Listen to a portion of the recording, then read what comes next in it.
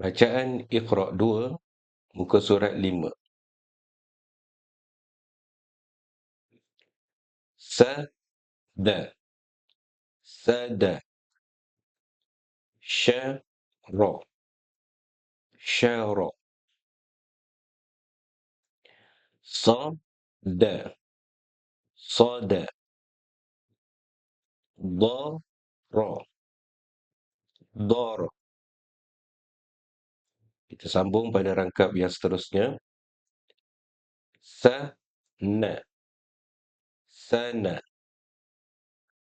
Basa, basa.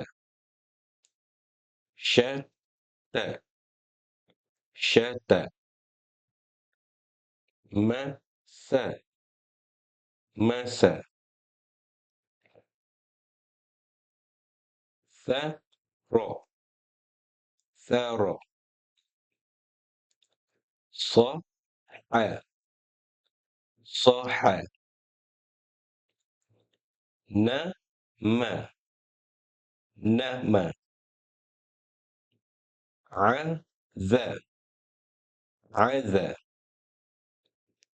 Baris yang seterusnya. Saya, saya. Sala, sala. Ghawa, ghawa. Syaqa, syaqa.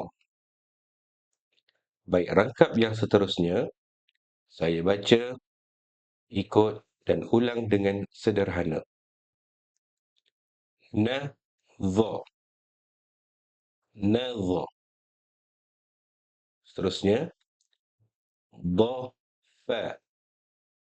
Sebutkan. Bagus. Taha.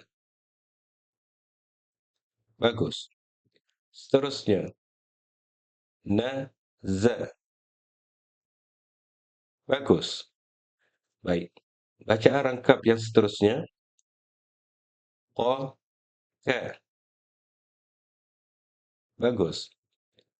Khasya. Bagus.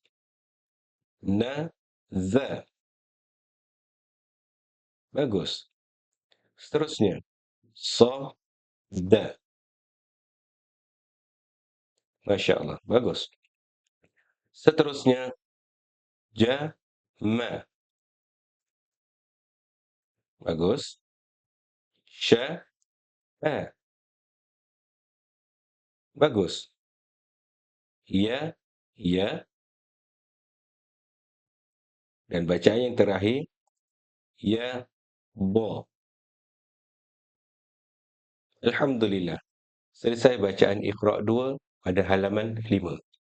Jika lancar, teruskan bacaan ke halaman seterusnya. Jika tidak, ulang sehingga lancar.